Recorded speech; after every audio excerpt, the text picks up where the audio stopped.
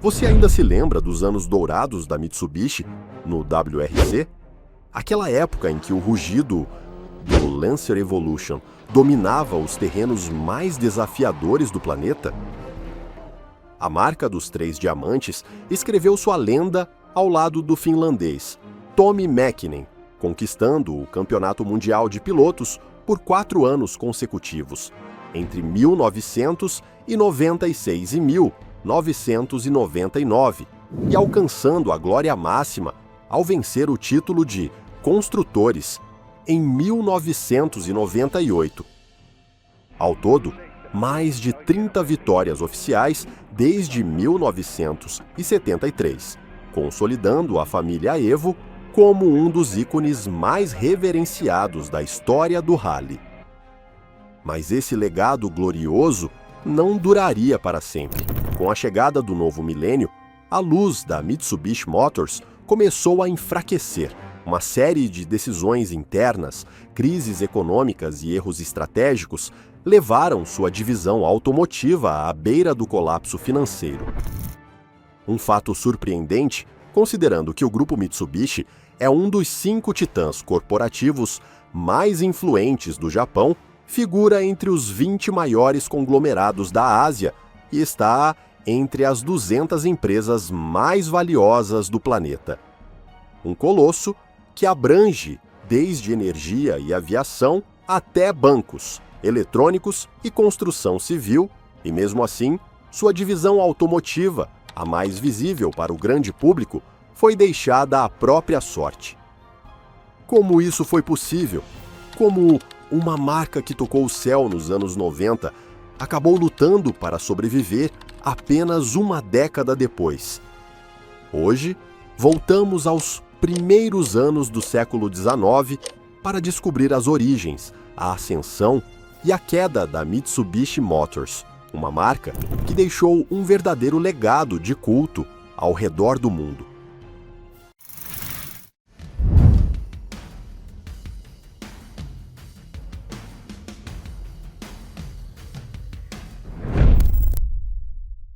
A história da Mitsubishi começa nas últimas décadas do feudalismo japonês, especificamente em 9 de janeiro de 1835, na região de Aki, localizada na ilha de Shikoku, nasceu seu fundador, Yataro Iwasaki, no seio de uma família samurai a serviço do poderoso clã Tosa. Vale lembrar que os samurais eram uma classe guerreira hereditária. Mantinham seu status oferecendo serviços militares em troca de arroz, que na época era usado como moeda de troca. E, quando tinham alto escalão, podiam receber terras ou outros bens. Mas, nas primeiras décadas do século XIX, o Japão vivia 200 anos de paz sob o período Edo e os serviços dos samurais se tornaram desnecessários. Essa nova realidade, somada às dívidas acumuladas pela família Iwasaki, levou à perda de seu status samurai, uma queda vergonhosa, um golpe que marcaria para sempre a vida de Yataro. Com um desejo ardente de restaurar a honra da família, aos 19 anos ele viajou para Edo, atual Tóquio, para concluir seus estudos. Lá conheceu Toyo Yoshida, um influente líder político que o convenceu do valor da abertura econômica e da industrialização. Sob sua orientação, Yataro abandonou a espada e abraçou a visão de se tornar um comerciante moderno. Sua grande oportunidade veio em 1867. Foi nomeado administrador do escritório comercial do clã Tosa, no estratégico porto de Nagasaki. Yataro demonstrou talento. Gerenciou a compra de navios, fornecimentos e liderou exportações de óleo de cânfora e papel japonês. Mas no ano seguinte, tudo mudaria. A restauração Meiji dissolveu os clãs feudais e proibiu sua participação em atividades comerciais. Para Yataro, aquilo era um sinal. Era hora de se emancipar. Em 1870, assumiu os ativos do clã e fundou sua própria empresa de navegação, Tsukumo Shokai. Em 1873, a empresa passou a se chamar Mitsubishi Shokai e adotou o emblema dos 3 diamantes.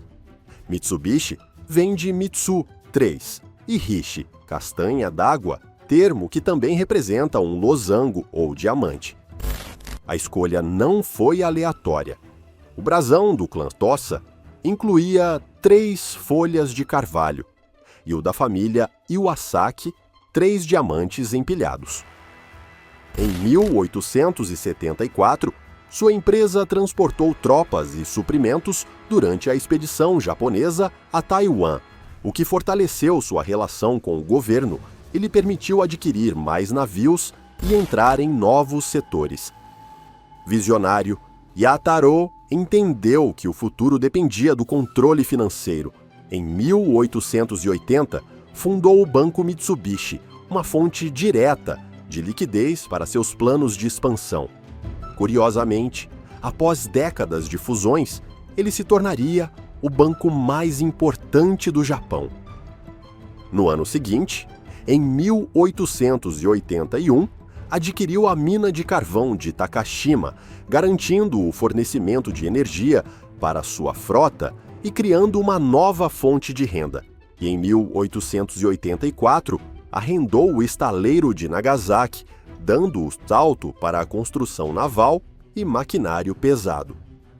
Yataro havia construído um monopólio, controlava as rotas, os navios, o combustível e os estaleiros.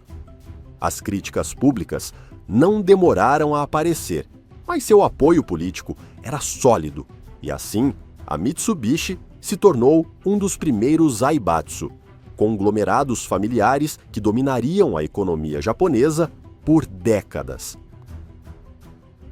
Em 1885, Yataro Iwasaki havia cumprido seu objetivo, tinha restaurado a honra e o prestígio de seu clã, embora muitos o vissem como um empresário agressivo e seus métodos hoje seriam considerados ilegais. Na época, essas práticas eram toleradas, até incentivadas, diante da necessidade urgente de modernização. Naquele mesmo ano, faleceu aos 50 anos, mas havia semeado um império.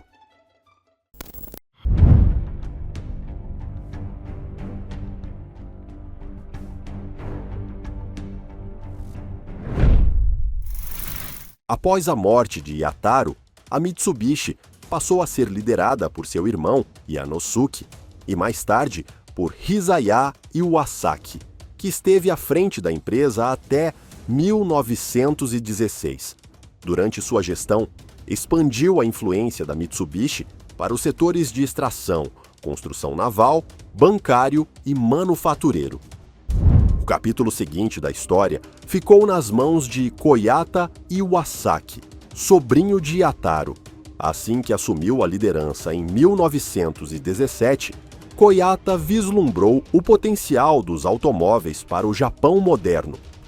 Foi assim que nasceu o Modelo A, o primeiro automóvel japonês produzido em série, um carro de luxo inspirado no Fiat Tipo 3 que desafiava os padrões da época. No entanto, aquele foi um sonho caro. Apenas 22 unidades foram produzidas antes que a produção fosse interrompida em 1921, ofuscada pela concorrência dos carros importados. Durante as décadas de 1930 e 1940, a Mitsubishi redirecionou seus esforços para o setor militar. Sob o nome Mitsubishi Heavy Industries, construiu veículos e, principalmente, o lendário caça A6M0, símbolo da Marinha Imperial Japonesa. Ao mesmo tempo, em 1936, surgiu outro veículo pioneiro, o Mitsubishi PX-33, um protótipo 4x4 solicitado pelo exército japonês, com tração avançada e design inovador. No entanto, o projeto permitiu apenas a construção de 4 unidades, sendo interrompido pelo início da Segunda Guerra Mundial. Ainda assim, seu legado perdurou. O PX-33 foi a semente do Mitsubishi Jeep e, décadas depois, do icônico Montero, conhecido como Pajero em diversos mercados. A derrota do eixo em 1945 deixou o Japão devastado. Os Zaibatsu, os grandes conglomerados familiares, como a Mitsubishi, foram identificados como um obstáculo à democratização econômica. Sob ocupação americana, a empresa fundada por Yataro Iwasaki foi fragmentada em várias companhias, com o objetivo de dispersar seu poder. Em 1947, a poderosa Mitsubishi Heavy Industries foi dividida em 3 entidades regionais: West Japan, Central Japan e East Japan Heavy Industries. A família Iwasaki perdeu grande parte do controle direto sobre os negócios. Durante 5 anos, o Japão ficou em compasso de espera enquanto os aliados promoviam uma profunda transformação institucional, até a assinatura do Tratado de São Francisco em 1952. O controle da economia foi finalmente devolvido ao Japão.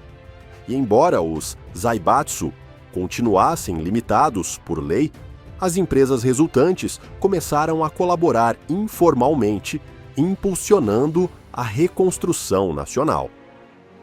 Nesse novo contexto, surgiram novas capacidades produtivas, máquinas pesadas, veículos de transporte público e comercial e infraestrutura essencial para o chamado milagre econômico japonês.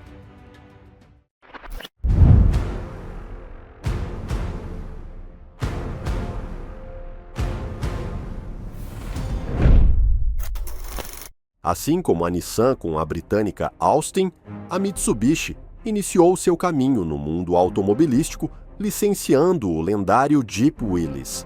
Esse veículo, símbolo da Segunda Guerra Mundial, tornou-se uma fonte urgente e necessária de receita no período pós-guerra.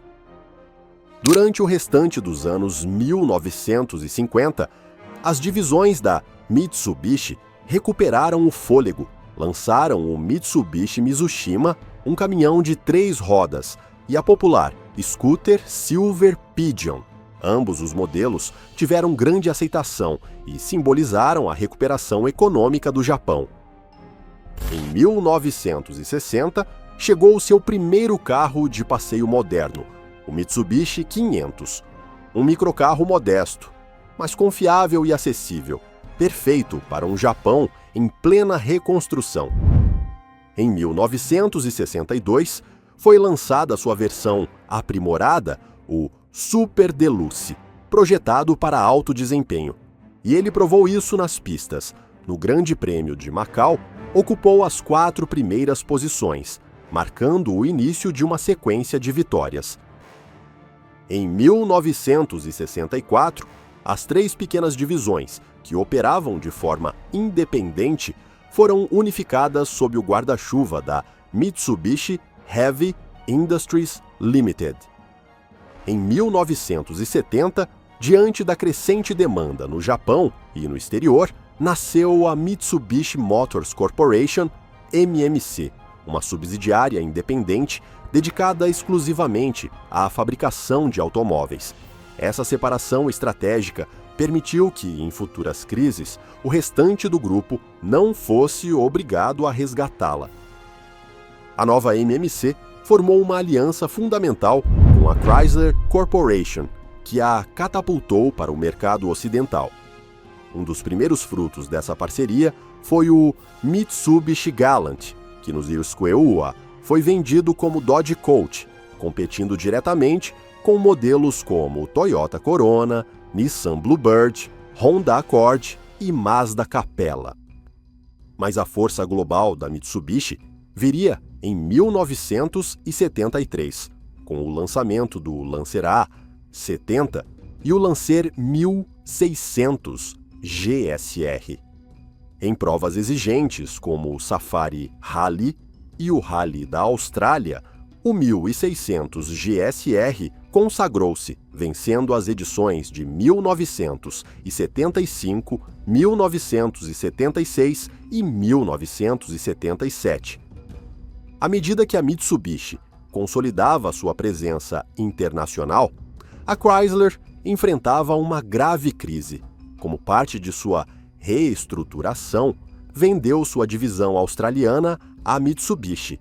Com isso, a marca japonesa passou a operar sob o emblema próprio dos 3 diamantes. Os anos 1980 trouxeram outro sucesso. O Mitsubishi Pajero, conhecido como Montero em alguns mercados, que estreou no Rally Dakar de 1985 e fez história, 12 vitórias, 15 vice-campeonatos e 16 terceiros lugares. Ao final dessa década memorável, surgiu outro ícone, o Mitsubishi Eclipse, um coupé esportivo atrativo, potente, ágil e acessível, rapidamente adotado pela cultura do tuning, competindo com o Civic Si, Celica, 240 SIs e MX-6. Chegava a década dourada dos anos de 1990 com a plataforma do Lancer já consolidada.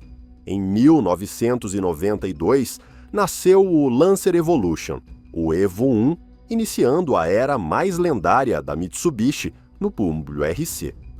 Desde sua estreia, o Evo dominou o Mundial de Rally, fortalecendo a rivalidade icônica com a Subaru e o Impreza WRX STI. A edição Evo 6, pilotada pelo lendário Tommy Mäkinen, venceu 4 campeonatos mundiais consecutivos, uma verdadeira lenda. A popularidade do Lancer Evolution foi tamanha que transcendeu para o status de carro cult. Ao longo de suas edições no WRC, consagrou-se com a incrível marca de 26 vitórias oficiais. A Mitsubishi Motors estava no auge, mas com a chegada do novo milênio, sua ascensão seria ameaçada por desafios que colocariam em xeque toda a sua história de sucesso.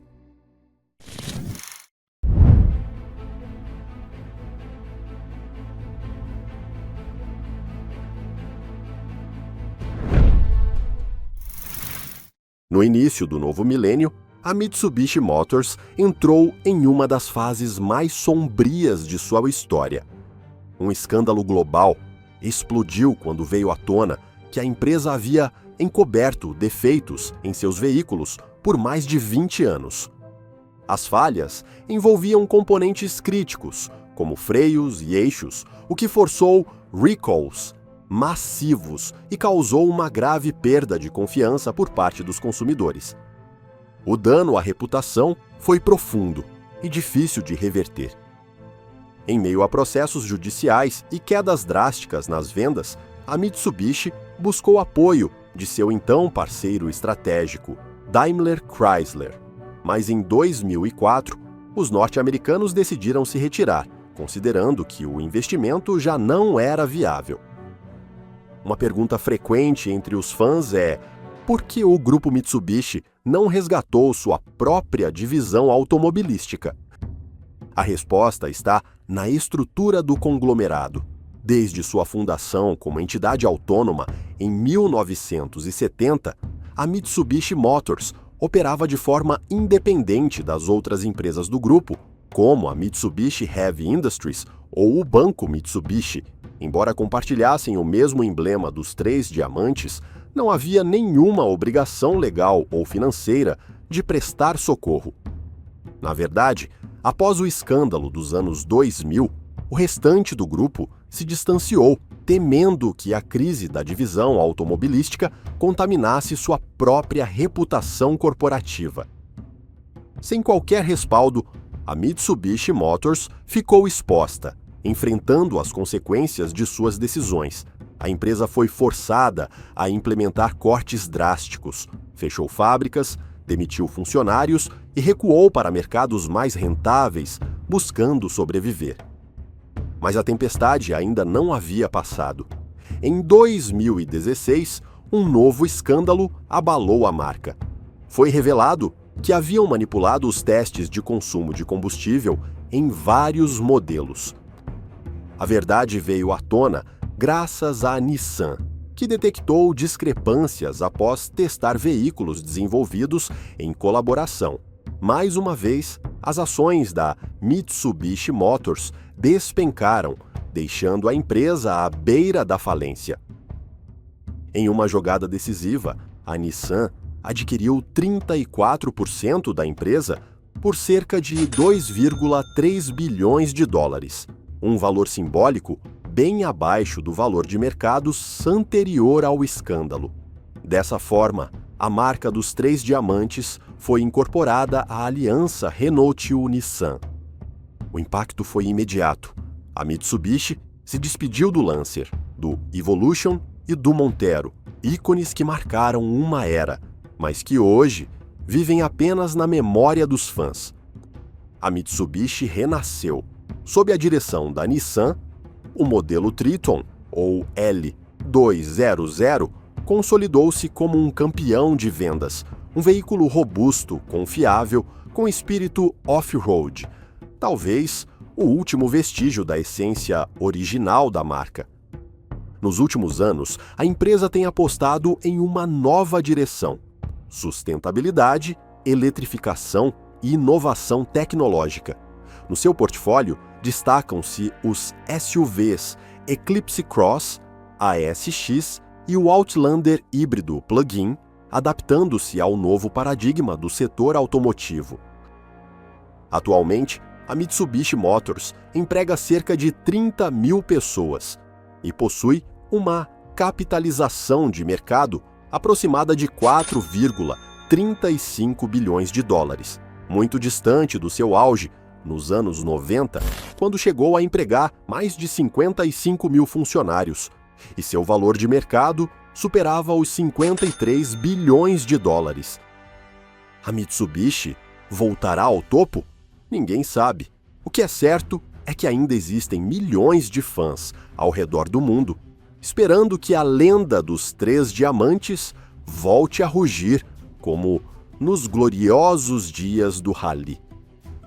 E assim, concluímos a fascinante história dos três diamantes, uma saga que remonta a quase 2 séculos, desde os tempos do jovem samurai Yataro Iwasaki, até se tornar um símbolo do poder industrial japonês. A Mitsubishi não é apenas uma marca, é um legado que deixou sua marca nos céus, nos mares e no asfalto do mundo. Se você é fã da Mitsubishi ou do universo automotivo, não se esqueça de deixar seu comentário aqui embaixo. E se essa história te prendeu, talvez você queira descobrir o mistério por trás do nome Nissan e de seu antigo emblema Datsun. Nos vemos no próximo vídeo.